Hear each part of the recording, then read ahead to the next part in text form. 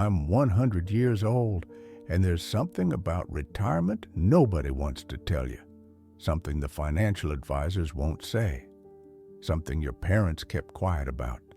Something that every person who's already retired knows, but refuses to admit out loud.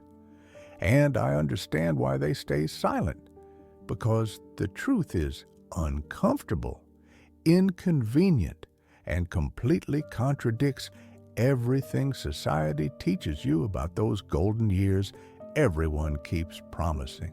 But I'm 100 years old, I've lived through retirement for 35 years now, and I have nothing left to lose by telling you the truth. So here it is, raw and unfiltered, the reality they don't want you to know. Retirement isn't what they sold you, not even close. And if I had 5 more years, if I could go back and warn my 65-year-old self, I'd reveal every single thing they conveniently left out. But I won't get those 5 years. None of us do. So I'm telling you now, while I still can, while my mind is clear and my memory sharp, before it's too late for both of us. When you're young, they paint this picture of retirement like it's some kind of paradise. Work hard for 40 years, save your money, and then boom, you get to relax forever. Travel the world, play golf, spend time with grandkids, finally do all those things you never had time for. They make it sound like freedom, like the reward for a life well lived. And I believed them. God help me, I believed every word. I spent 4 decades working, saving, planning for this magical phase of life where everything would suddenly be easy and joyful and meaningful. I retired at 65 with a solid pension, good savings, no debt, and a wife I loved. On paper, I had everything I needed for a perfect retirement, and for about 6 months, it was wonderful. I slept in, played with my grandchildren, took that trip to Italy we'd always dreamed about. I felt free, but then something happened that nobody warned me about. Something shifted. The days started feeling longer, not in a good way, in an empty way. I'd wake up and realize I had nothing I needed to do. No meetings, no deadlines, no purpose driving my day forward, just hours and hours and hours of unstructured time stretching out in front of me like an ocean with no shore. And that's when the first uncomfortable truth hit me. Retirement isn't freedom, it's displacement. You spend your entire adult life being needed, being useful, having a role in the world, and then one day, you don't anymore. You're not the guy who solves problems at work. You're not the person people depend on. You're just someone with a lot of free time and nowhere to be. They don't tell you how much of your identity is wrapped up in your work until you don't have it anymore. They don't tell you that retiring doesn't just mean leaving your job. It means losing the structure, the relationships, the sense of purpose that came with it, and suddenly you're adrift, trying to figure out who you are when you're not defined by what you do. My wife noticed it first. She'd see me wandering around the house, restless, looking for something to fix or organize or improve, because I didn't know how to just be. She'd suggest hobbies, activities, volunteer work, and I'd try them, but nothing filled that void. Because the void wasn't about being busy. It was about being needed, about mattering. Here's the second truth they won't tell you. Retirement is expensive in ways that have nothing to do with money. Yes, you need savings. Yes, you need a plan. But what they don't mention is the cost to your health, your relationships, your mental well-being. I watched my health decline faster in the first 10 years of retirement than it did in the previous 30 years of working. And it wasn't because I was older. It was because I stopped moving with purpose. I stopped having reasons to get up early, to push myself, to stay sharp. When you retire, your body thinks you're done. And if you're not careful, it starts shutting down. My doctor told me at 70 that I needed to find something that challenged me, something that gave me a reason to stay strong. But by then, I'd already lost so much ground. My joints hurt, my energy was gone, my mind felt slower. I'd traded the stress of work for the slow decay of purposelessness, and nobody had warned me that would be the cost. And the relationships. Oh God, the relationships. They tell you retirement is when you finally get to spend quality time with your spouse, your family, your friends. But here's what they don't say. When you retire, you lose the social network you built over decades. Your co-workers were your friends. Your work events were your social life. And when you leave, all of that evaporates. Suddenly, you're home all day with your spouse, someone you love but maybe haven't spent 14 hours a day with in 40 years. And it's hard. It's really hard. You get on each other's nerves. You run out of things to talk about. You realize you've built separate lives, and now you're trying to merge them back together, and it doesn't fit the way it used to. My wife and I had rough years, really rough.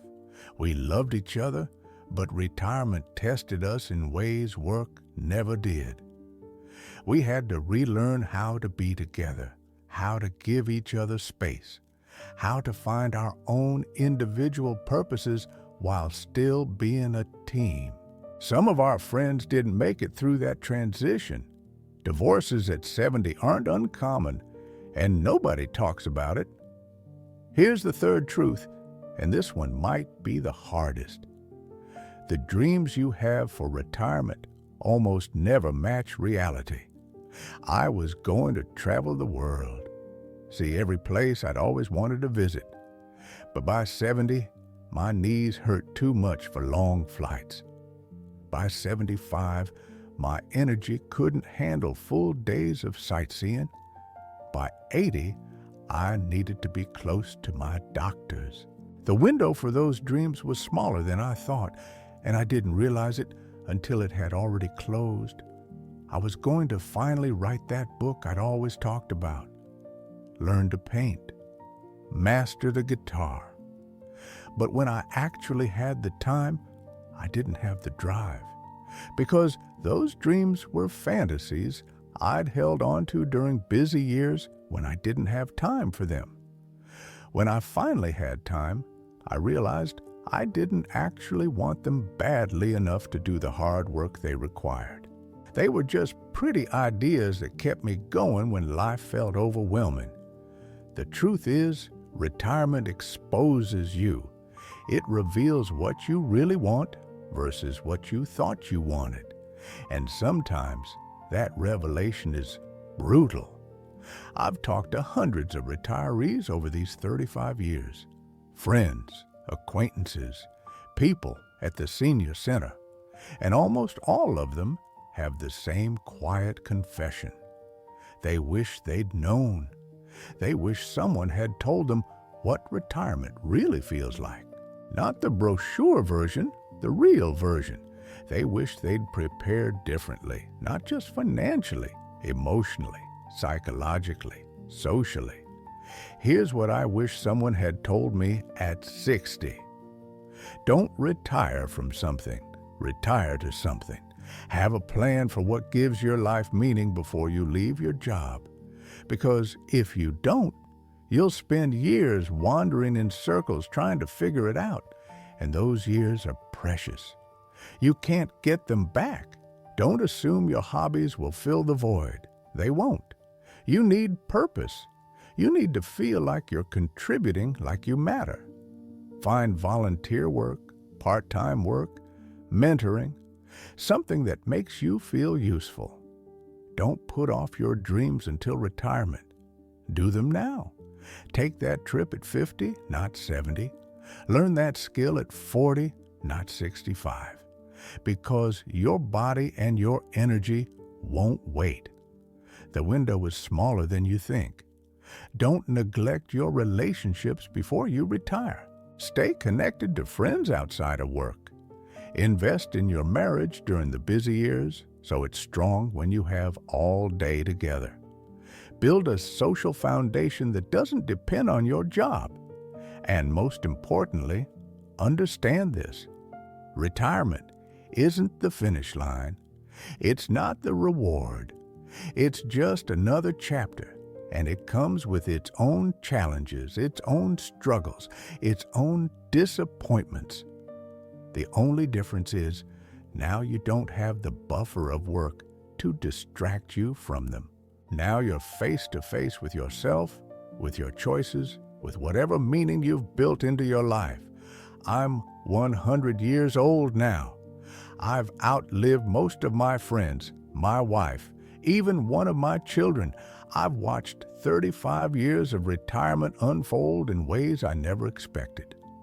And if I'm being honest, if I'm truly honest, I'd give anything to have those working years back.